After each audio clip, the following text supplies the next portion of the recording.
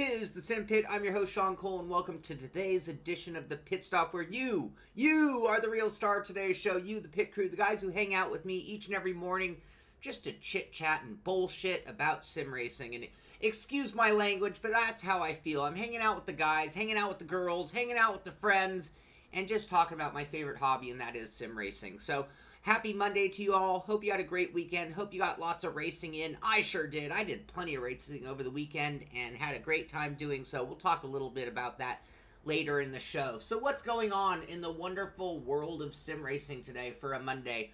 You'd think things would be slow, and I woke up late this morning and thought it would be slow, but we have a lot to talk about. Nothing really substantial or super major, so we'll kind of rifle through things today a little bit.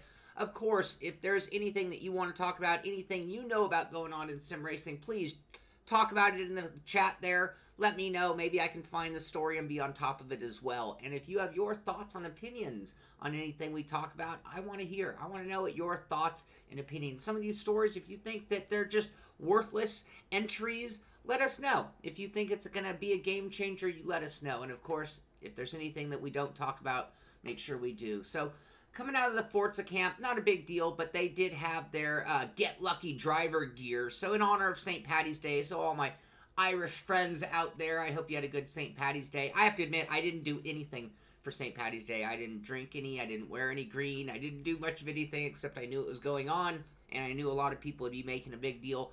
We talked about me maybe dyeing the beard green. That didn't happen. Also, over the weekend, I know Forza was having some server issues, it looks like, game crashing issues for 7 and Forza Horizon 3.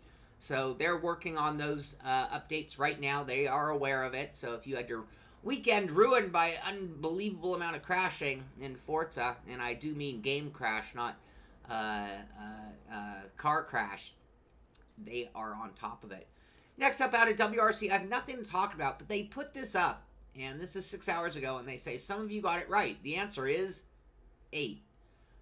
Can someone please help me out? I, for the life of me, do not know what they are talking about. Do you know what this is? Are you a rally fan? Do you know, is this a particular driver? Is this a particular race? What are they talking about on this thing? I am stumped. I will go do research to find out, but I'm hoping one of you, the pit crew, maybe you guys know. I know we all know different disciplines and different levels of fanship for different things, so hopefully one of you can give us the answer before the end of the show. Raceroom Leagues, they've got a ranking list. So this seems to be the new trend, the new thing going on where people are really into driver rankings. And I love it because it's I like knowing where I stand. And we can't always... Oh, Alex O, WRC 8. Could it be? Could they already be teasing the next gen of the game? I just got WRC 7, funny enough. I was actually thinking of making that Monday Fun Day title tonight. We'll talk about that a little later as well. Anyway, back to that. Ray Arella is the first #1 driver on their rankings, so you can go check that out at the Raceroom Twitter feed. Next up, big weekend. This was the kickoff weekend for the World Championships in the Drivers' World Championship Grand Prix edition at iRacing. And you had quite a race. Martin Kroenke of Coanda went on to win the race. And if you see here, Gregor Hutu took second with Mitchell de Jong taking third. So we think of Mitchell as really being probably the best WRC, Global Rallycross driver in iRacing. And he's a real-life Global Rallycross driver, surprise, surprise. But it also, he's proving that he's quite the Grand Prix driver as well. He was holding second until the very, very end, and a little bit of contact and a move by Gregor Hutu allowed him to take second place, with Coanda then taking first and third with Kroenke and de Jong. The other thing about this, and I don't know a lot of the details, but in this picture right there, we can see that that is one of the Logitech FA racing drivers right there, under one of the virtual racing drivers. So it looks like David and Tommy, who went on to finish 12th and 15th. So rough start for at least one of the FA drivers from Logitech for Fernando Alonso's team in that series. Any of you guys get a chance to watch the race? I didn't get to see that race myself. I was too busy prepping for my own. But it sounds like it was a great event. Why are my messages not scrolling? There we go. Hey, Matt, you're very welcome. Thank you. Thank you very much, buddy. I'm glad. Yeah, a lot of stuff was sent out last week, delayed. So if there's anybody out there who ordered stickers, asked for stickers, ordered a shirt or anything, all of that is on the way. You should be getting it shortly. I apologize for the delays, but glad to hear you got it, Matt. Next up, another teaser out of Dakar, this time showing you the helicopter cam. I am seeing some dirt kicking off the tires now. So in their pre-videos, I've yet to see any kickoff on the tires. And that was a little alarming or disturbing. Or something I question. I think disturbing is a little too strong a wording. But we can see that they do have some dirt kicking off the tires. And look at the different... that would be great, driving one of those big trucks. And what a variety. From motorcycles all the way to giant off-road trucks. It should be fun. Should be a good game. This is pretty cool. Oh, where did my real article go? Oh, shoot. Alright, I have this kind of screwed up. Gandy is a company that makes flip-flops. And there was a comparison made between the Halo and the Gandys. They actually said, look at this. Gandy's making an F1-inspired flip-flop. I don't think that's actually the case. I think they found a color scheme and put a Gandy's logo. I could be wrong. That could be actual thing that they are working together. But pretty funny that the new car is being compared to a flip-flop in look. I personally don't think it looks that bad. I hear a lot of people talking poorly about the new design. I hear the drivers are not being affected by it and don't mind it. Thank you, Randy. Thank you so much. I really appreciate it, buddy. But I like design, and I love the idea that they're protecting the drivers. So if we all have to suffer through a flip-flop looking car, so be it until somebody comes up with a better idea. Next up, out of Raceroom. It was this story. I got to read up on it real quick. Our race department TCC driver's title has been won by Audi driver Ferdinand Lechner. So I'm going to go out of my way in the future to try to get you bigger, not bigger, but more race results. So when I see them, I hear about somebody winning something, winning a championship, I am going to mention it. I want you guys to know who our heroes are. And I had a whole conversation about this with Mitchie Hoyer, how some of the people are heroes, but maybe not the same fanship level of a pro-life driver. I mean, like, I don't see a lot of people running around in Ferdinand Lechner jerseys, but maybe that could be different in the future. And we're going to continue to point their names out so we'll know whose jersey you should be winning. We talked about the FA Racing and the difficulty they had there, at least one driver in the DWC race. Anyway, they are announcing another driver. So when they did make their big announcement of their team, I got the impression, hey, this is the team. And they've already expanded the team by a couple of drivers. This is another driver being added to the team. That's 22-year-old Frenchman, Orlien Mallet. Sorry, Orlien, if I messed up your name. Forgive me, I'm just a dumb American. And when it comes to pronunciation, I think it's fair to say dumb American.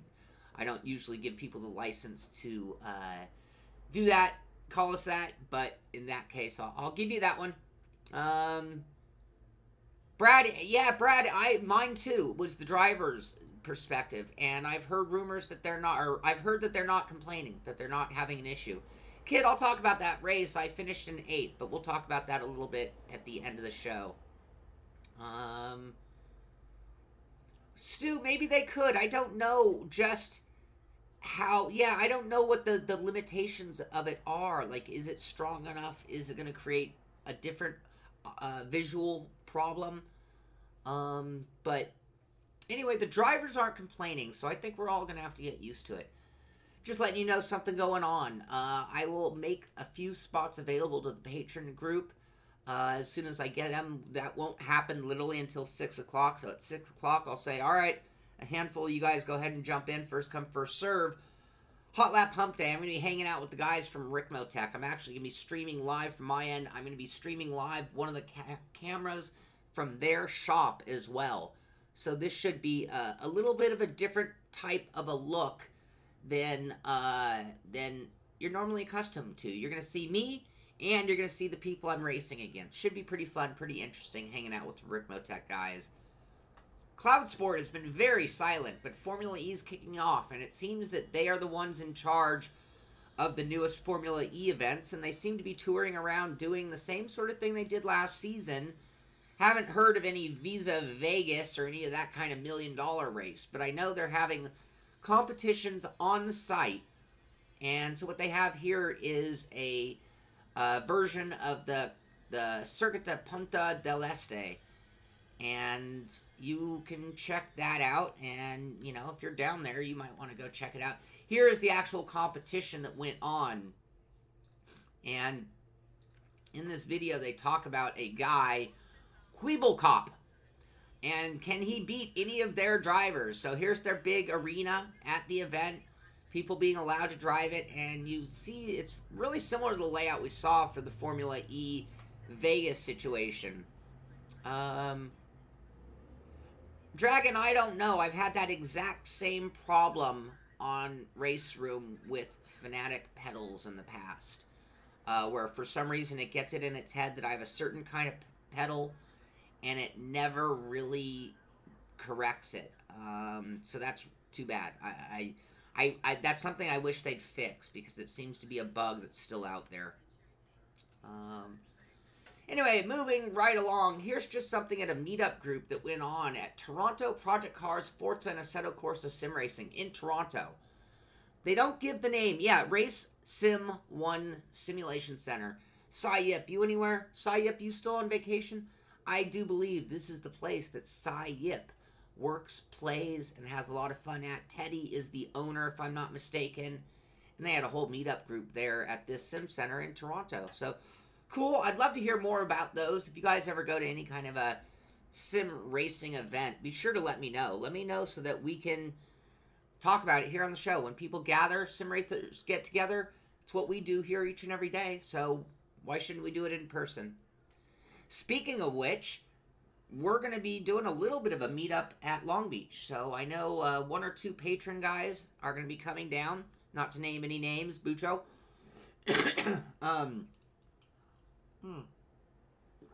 I know that John Hill will be down at Long Beach. I know I will be at Long Beach. I know one of my good best friends in the world is going to come in from Houston and be at Long Beach.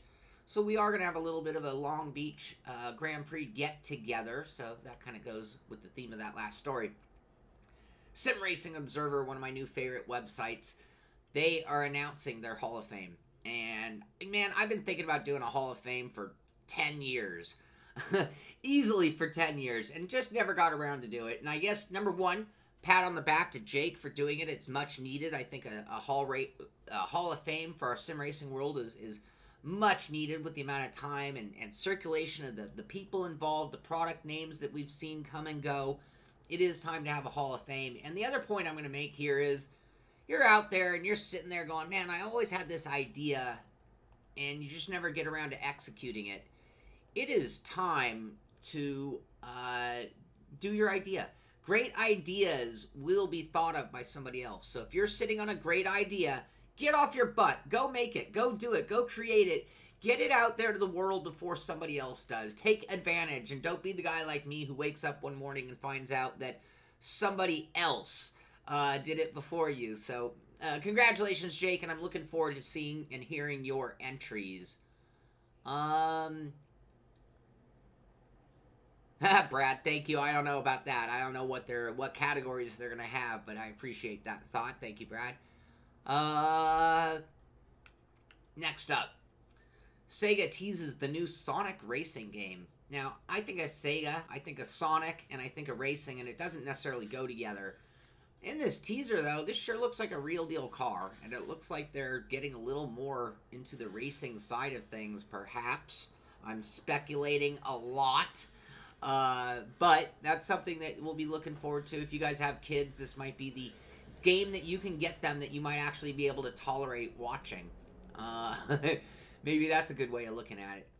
And sticking with our theme of Sonic has nothing to do with sim racing at all, but Puma X Sega RS Sonic shoes. Look, it's all pixelated. We can't even see what you're going to get.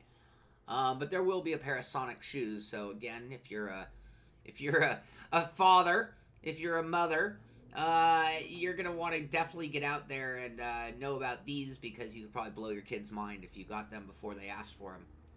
Next up, we've had talks about, is iRacing an esport, or were they the beginning, the original esport?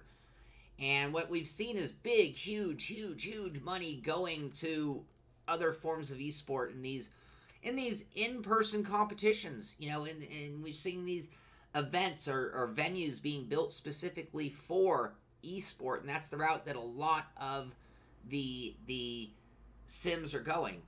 iRacing's always kept it much more internal, and with that means it's for the most part a little more available to everybody. Anyone could get in there, work their way up the ladder system, and have a shot. It's not a team entry. It's not an invite-only invitational like the Forza one. Everybody can compete. Well, they're adding more disciplines to it, so there's another $34,000 going up for grab just in the World of Outlaw esport dirt world. So right now, I was just talking to Billy Strange last night about getting into the World of Outlaws level racing on iRacing. Right now, they're in the qualifying stage. So literally anyone right now could put the time, put the energy, get into that top series in World of Outlaws and be eligible for quite a bit of money. So the pro days of sim racing are upon us, guys. AS Rock has another teaser that's kind of implying that they're getting into the... I don't even think it's implying anymore. These guys are getting into the video card market. I didn't know a lot about AS Rock. They're one of the known companies when it comes to PC components. But if you look here at their thing, you don't see anything about motherboards. So motherboards is a new discipline. We talk about reaching out and doing different driving disciplines. Video cards is a new discipline for them, but another manufacturer working with the AMD chipset is just going to bring the prices down faster and faster, and that's great for all of us, especially as prices of computer parts are just skyrocketing right now. So we need more competition to drive better pricing. And speaking of which, there's a whole article at Yahoo Finance talking about how AMD has made a big dent in NVIDIA's graphics business. And I think, how long ago? Was it maybe 6 or 7 years ago? You had a real good rivalry between AMD and NVIDIA. And then NVIDIA just took over. And until the latest gen, until this year, I really have not heard anybody making the argument for or advising people to go the AMD route. And that doesn't mean that people don't, and it doesn't mean that it hasn't been a good option for the years. It's just that NVIDIA has been super dominant. But it's happening. AMD has really stepped up their game, and we are going to see back to that old rivalry, and that could be great news. I mean, I used to save a couple $100 by going the AMD route and getting a lot more bang for the buck, which meant I could get a better processor back in the day. So maybe those days are coming as well.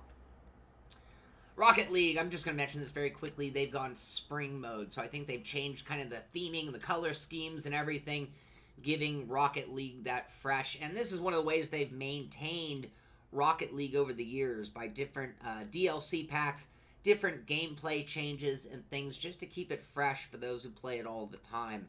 And I think about one of the games I play, World of Warships. They occasionally do something like that, throw just a little bit a difference. I remember way back when they did it was like a bathtub battle, and you're in little tugboats in a bathtub around rubber duckies and things. That was actually April Fool's 2 years ago. Here's an article on Pure Farming 2018. It's a review. It's calling it utterly fantastic, ? Giving you a few images. I don't even know what this machine here is, but I noticed that they now apparently have drones in Farm Simulator. So they are getting with the times. Even farming is getting high tech, if you think about it. It's not the old day of farming. Let's see, what else? Europe, EU plans to add 3% tax on tech giants, revenue based on customers' location. Or revenue based on the customer's location. So companies like Facebook, Amazon, some of our huge digital online providers, whether you're talking advertising or sales, they could be looking at new implementation of taxes, and that could be significant to everybody as well. VR startup Upload shuts down its offices as funder from Palmer Luckey runs out. So there was a big sexual harassment suit that hit them. Some other things in their expansion, but what was going to be one of the other companies that we could count on or be optimistic for in the future is this Upload. And with, you know, big names, big money like Palmer Luckey behind it, it had a good chance. But it looks like the funding has run out. I don't know if there'll be another batch of funding. I wouldn't quite call them dead just yet. But we could be losing one of our VR companies before they even get going. And someone sent this in about that Lean VR. Lean GP, I'm sorry. And this is a startup for that motorcycle type simulator. And with Isle of Man, you know, that's kind of relevant. MotoGP, a lot of different bike games that are out there. So then they show us real bikes. But here it is, and apparently they only have 4 units left in their whole Kickstarter program. So if this is something you're into, if biking is your #1 discipline, you might want to check that out. Pretty reasonable price for what the thing is, ultimately. And at this point, they've raised 46,000 of their 24,000 goals. So they are over budget for the development of this product.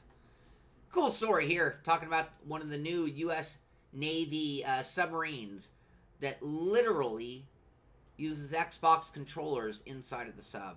Oh, I thought we had a picture of the controller. I saw a different picture that showed... Oh, there it is. It's right there in his hand. Look at that, you guys. Xbox controller being used in a U.S. Navy sub. Pretty funny. But, hey, it's a good controller. They last forever. Just wouldn't imagine the military going to something like that. Next up, just going to mention this really quick because I thought it was cool. Someone sent it in, and this is a new car. This is on Jay Leno's garage, and this is the Light Car Company Rocket. And there are only 55 of these things made, and you can see it's absolutely inspired by old school Formula 1 cars, but this is a modern car. This is a, you know, relatively brand new car, and I can't even imagine driving like something on the city streets here in LA. If I lived out in the rural world, maybe. In LA, it'd be nutso to drive a car like that. Next up, announcement out of the guys at Avid Chronic Racing. So I kind of botched the story on Friday, so shame on Sean. I showed the Avid Chronic Academy cars as the new cars. That was like their junior team, their academy team. And so just to correct my mistake, there was an actual livery announced and released by ACR Zach Speed. And if you want to see the car they're going to be fielding in FSR next season, it's going to look like this. So a bit different, quite a bit different than those academy cars. And I just want to make that correction. And congratulate ACR Zach Speed on a beautiful car with that Simpit logo on there. And the best of luck to you guys in this year's upcoming FSR season, which I know is going to be as cutthroat as ever. Yeah, bad, Sean. Bad. Pay attention. Next up, the HTC Vive Pro. So this is an upgraded, higher resolution, 1400 by 1600 per eye. VR unit, and it's going to come out at a very pricey point. They're talking about 800 euros. You're looking at $499 for the original, so that's a $300 difference. But this could be a game changer. I've liked the Vive. I've used the Vive. When I compare the Vive to the Oculus, even the Samsung VR, they all, you know, it's becoming a VR pizza. There are certain aspects of each one that I really, really like, and certain aspects of each one that I really, really don't like, and therefore I would need to kind of combine a few of the units. Seems to me like the Oculus is the lightweight in terms of weight. The Vive's clamp is really cool. The Samsung's VR resolution was really cool, and it looks like the Vive Pro is going to match that Samsung resolution as well. And I think that takes us to the end of the regular news for today. I do have one more story, and then we'll come back to the selfish stuff. This was a posting of what this year's VW, actually it's next year's, VW, Volkswagen, electric Pikes Peak car looks like. And the article talks about how it looks like a electric race car from 2050. And I think the word from, and I think of that as being in the past. We don't know what the electric race car in 2050 is going to look like. What it does look to me like is that it's heavily influenced by the gaming community. This car looks like something that Gran Turismo would have made on Volkswagen's behalf as an in-game prototype. That's what it sure looks like. But this is the real deal. This is a car that is literally being produced by VW to attack the Pikes Peak hill climb. And that could be a really cool car to watch. It is electric, so when you're looking for aesthetics that you normally see on an air-breathing car, it's not trying to do so. So that is a very realistic design for an electric car. And that is going to take it to the end of the news. So what do we have going on this week? I'm just letting you know because this is the final race of the season. Vallelunga is on Thursday and Friday night. Wednesday, I'll be doing my Attack the Track. This might be the last formal Attack the Track that I do. We are about to change seasons. We're going to go to the 125 car, the Formula car for next season. And I think I'm going to be replacing Attack the Track with a different type of show. I will still be involved in doing racing on Thursday and Friday nights.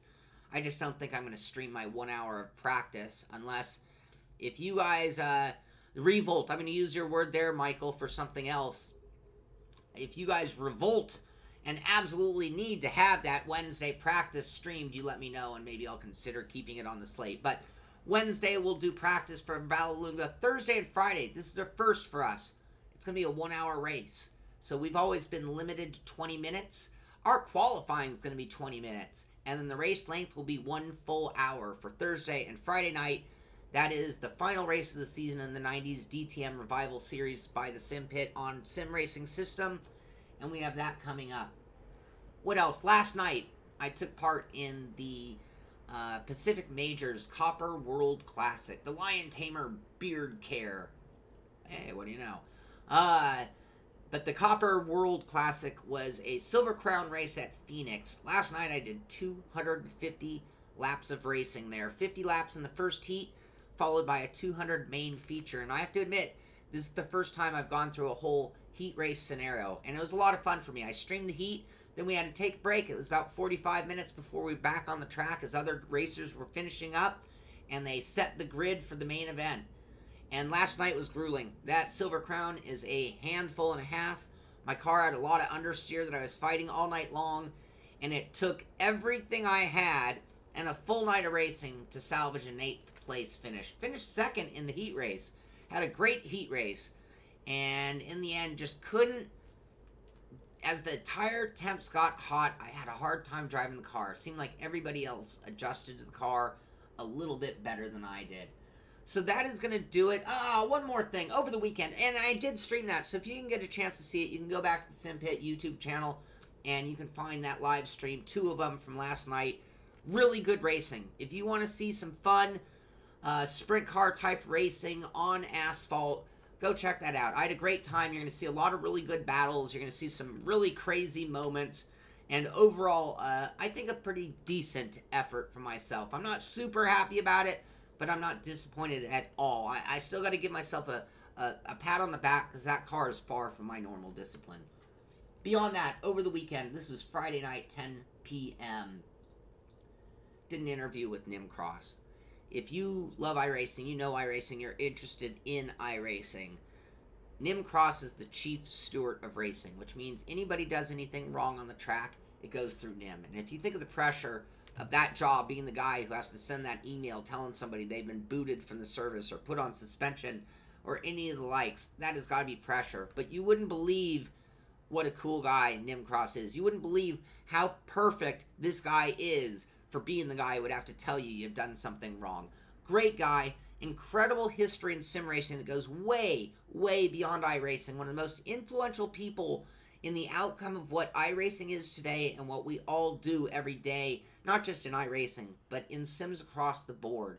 And Nimcross, in some way, shape, or form, was probably behind a lot of the great ideas that we're seeing implemented into sim today. So if you didn't see it over the weekend, Friday night, please go check that interview out. It was one of my all-time favorite interviews for sure. Really good time. It was about an hour long, full of laughs, full of great stories from Nim of some behind-the-scenes stuff that goes on at iRacing when it comes to watching over the racing efforts. So made for a great weekend as well. Yeah, he goes all the way back to old Papyrus days, Brad. He again, VRW was something that came off of NASCAR 2003 and was part of the original spark of iRacing to an extent. One of the influencing sparks, that's for sure. So really, really fun interview, and thank you, Nim, for doing that with me. It was a lot of fun. Again, like I said, one of my all-time favorite interviews. So that is going to do it for today's show. All I have left on the schedule for today for me is some work here in the studio. And then tonight at 6 p.m. we do have Monday Fun Day. Another show that I'm kind of wondering how long we're going to keep doing. We might have to scale Monday Fun Day back to once a month or something. Or change what we're doing with it slightly. I'm between a couple of choices tonight. There are a few. I want to do my summer car really badly. And I also think, especially with that WRC 8, I have to admit, I've never even played 7. I do own it. Maybe tonight's the night I do some WRC for Monday Fun Day. I think of that as more of a serious title and not necessarily my intention for Monday Fun Day. But I can tell you it'd be a lot of fun for me to go play some WRC. I'd also like to get Monday Fun Day to the way where I can maybe include and play with a handful of guys from Discord or some of you pit crew members and get others involved in Monday Fun Day. Because when I really think of diversion games for me, that's usually part of it too. Get out there and play with some friends. So anyway, I'm going to talk to the group on Discord. We'll figure out what it is. Something will be played tonight at 6 p.m. just in the name of having fun, having laughs, and having a good time, and taking our sim racing just a little bit less seriously.